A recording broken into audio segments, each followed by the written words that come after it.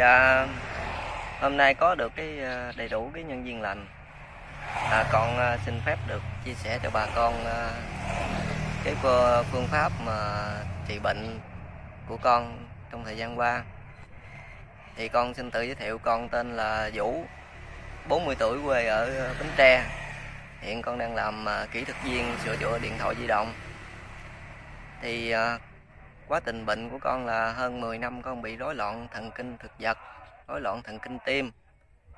Thì con cũng đã chạy chữa thuốc thang Đông Tây Nam Bắc, rồi vật lý trị liệu các thứ, điều con đã làm hết. Rồi trị không hết thì con mới quay qua làm hình thức nghi thức nghi lễ tôn giáo như là tụng niệm, cầu xin, lễ bái. Nhưng mà càng làm thì con càng thấy nó không có hiệu quả và thấy bệnh của mình ngày một trầm trọng. Đặc biệt là trước Tết Nguyên Đán năm 2024 thì con phát sinh thêm một cái bệnh nữa là nóng ở trong bụng, trong ruột, trong gan. Rất là nóng, như ai đốt lửa đóng vậy. Rồi nóng vậy nên ngày đêm gì cũng không ngủ được. Và xuất hiện thêm cái bệnh nữa là tim bỏ nhịp. Nó đập trong vòng 1 phút 60 lần thì có khi nó bỏ nhịp 2-3 lần. Nó cảm thấy nó hụt hẫng. Thì con cũng chạy chữa thuốc thang này kia, rồi đi tới bệnh viện lớn, bệnh viện nhỏ, đi tới bệnh viện Thành phố Hồ Chí Minh cũng không ổn định. Thì lúc đó con lang thang trên các hội nhóm thì tìm hiểu để chữa cái bệnh của mình.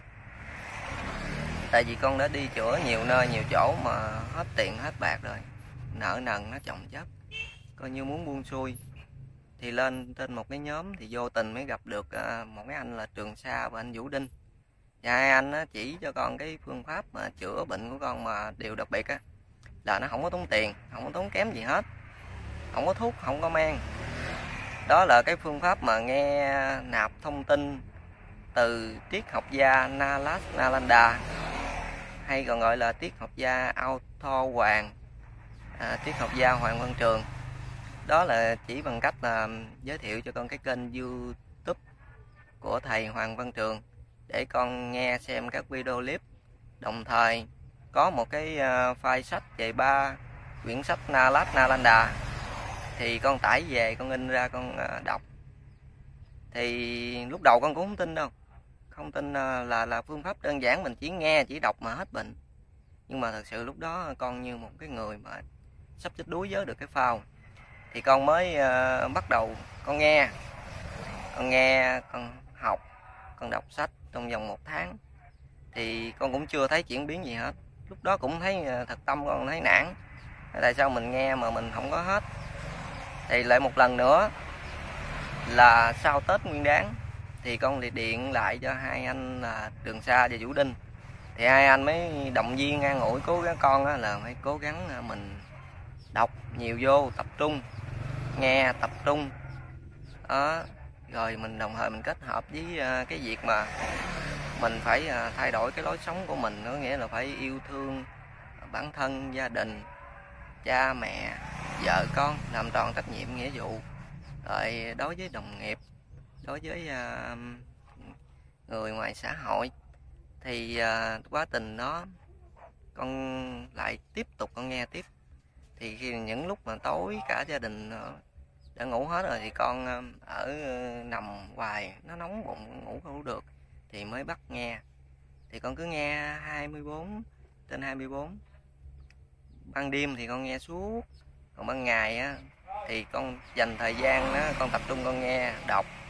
Rồi những lúc mà phải làm việc kiếm tiền để nuôi sống bản thân thì con làm, nhưng mà con cắm tai nghe vô con nghe. Thì con cứ nghe vậy đâu khoảng 1 tháng sau, hơn 1 tháng gì đó con không nhớ rõ. Nhưng mà từ từ cái bụng của con nó hết nóng hồi nào con không hay. Rồi thêm các cơn mà bỏ nhịp của tim thì nó cũng đỡ dần, thưa dần. Rồi các cơn mà hoảng loạn, sợ hãi do cái bệnh người ta gọi là rối loạn thần kinh thực vật thì nó cũng ổn định. Các cơn hoảng sợ nó kéo dài ra, thưa ra. Rồi thì con như vậy thì con mới thấy là cái chuyện nghe học như vậy là đúng là có lý, giúp ích được cho bản thân mình. Trong khi đó mình chỉ nghe thôi mà mình không có tốn tiền nữa, mình cũng không có uống thuốc, mình cũng không có thực hành cái nghi thức mà mê tín dị đoan, cầu cúng, lễ bái hay là bùa chú nữa. Thì con thấy vậy nó hợp lý quá, cái con nghe nữa, học nghe nữa. Thì từ trong mà cái lúc quá trình mà nghe học vậy á, thì ở trong sách của triết học Nalanda của triết học gia Hoàng Văn Trường á, thì cũng dạy cho con cũng học hỏi được là ngài dạy là mình phải thực hiện cái đời sống coi như tích cực, đạo đức, mình chia sẻ những cái giá trị yêu thương, trách nhiệm, bổn phận của một người con, một người chồng, một người cha, thì đối với gia đình, đối với xã hội, rồi mở rộng cái tấm lòng yêu thương vạn vật, rồi tôn trọng những thầy cô dạy dỗ mình trên tất cả các lĩnh vực trong cuộc sống, rồi đồng thời là bài trừ cái mê tín dị đoan, cổ hủ lạc hậu như là các cái bùa chú hoặc là những cái về phong thủy tâm linh. Dạy dỗ thì con cảm thấy mình học từ bước thì con cũng làm được một cái người tốt.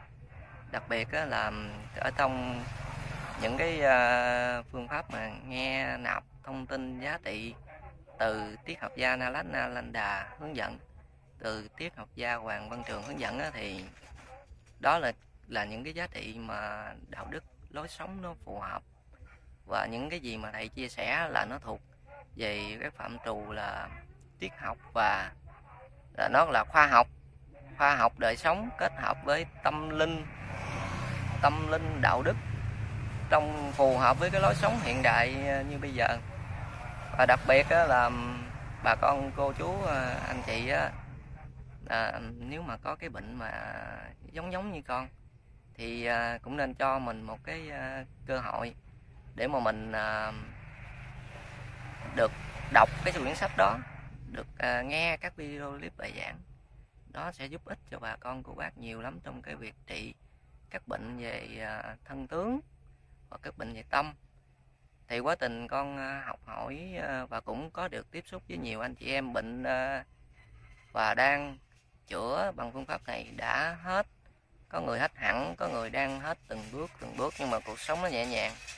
Thì ngoài như cái việc chữa bệnh giống như con đi rối loạn thần kinh thực vật, hoặc là trào ngược dạ dày, hoặc là tim bỏ nhịp, thì việc mà nghe nạp thông tin từ bộ sách Nalanda đó còn có giúp cho những anh chị cô bác khác trị các bệnh như là rối loạn tâm thần phân liệt nè, rồi rối loạn trầm cảm, rối loạn lưỡng cực, rồi mất ngủ, rồi ngay cả những cái bệnh nặng như là cơ xương khớp, đau nhức cơ xương khớp, hoặc là các bệnh mà về ung thư mà giai đoạn nặng á, thì cũng thực hành sống và thực hành và nghe nạp tri thức đó thì các cô chú anh chị đã dần khỏi bệnh. Thì hôm nay đủ cái duyên lành này, con xin phép được chia sẻ những cái gì mà bản thân của con trải nghiệm ở trong cái hành trình chữa bệnh của con. Thì con cũng hy vọng là sẽ truyền được cái động lực, cái niềm tin, cái ý chí cho bà con cô bác đang gặp cái hoàn cảnh mà khó khăn mà để mà chữa bệnh. Thì thật sự ra cái này phương pháp này là bà con cô bác mình chỉ cần nghe thôi, nghe xem các video clip, đọc, có thời gian rảnh rỗi thì đọc sách, và nhưng mà đặc biệt là phải tập trung để cho mình tiếp thu cái đó vô, những tư tưởng tích cực của thầy, để mà mình chuyển hóa cái đời sống của mình, để từ đó mình đầu tiên mình trị được cái bệnh thân tướng của mình, sau đó bà con cô chú cũng có thể giúp đỡ được cho các bà con khác. Thì hôm nay là con chia sẻ đến bà con cô chú những cái trải nghiệm của con. Thì con hy vọng bà con cô chú mình ở trong cuộc sống có một bí bách đau khổ, ngoài việc cái bệnh như là tinh thần, tự cơ xương khớp, đau lưng, nhức mỏi, kể cả đến là ung thư, dạ dày, đường ruột, đại tràng, thì chúng ta có đều áp dụng nghe học để mà trị bệnh. Và còn đặc biệt còn trị cái căn bệnh thời đại bây giờ là hầu như là rất nhiều người bị mất ngủ, lo âu, rối loạn trầm cảm, và có giúp ích được cho cái xã hội này. Bởi vì con thấy cái phương pháp này thứ nhất là nó không tốn tiền, thứ hai đó là mọi người đều thực hiện được trong cái khả năng của mình. Thì con cũng mong bà con cô bác là cho mình một cái cơ hội để tiếp cận, đọc nó đi, học nó đi, rồi quý bà con cô bác sẽ cảm nhận được cái sự vi diệu ở trong cái phương pháp chữa lành này. Đặc biệt thời đại này mà nếu con biết được chỉ có phương pháp này là chữa lành một cách tự nhiên mà nó không có dùng thuốc nè, nó không có phải bà con cô bác phải tốn tiền nữa, nó rất là đơn giản, thực hiện được mình mọi lúc mọi nơi. Dạ, con xin hết. Thì cuối clip thì con cũng hy vọng hôm nay thời tiết đã chuyển lạnh rồi, kính gửi bà con cô bác là cũng gắng giữ gìn mặc ấm, ăn chín uống sôi để tăng cường cái sức khỏe. Dạ.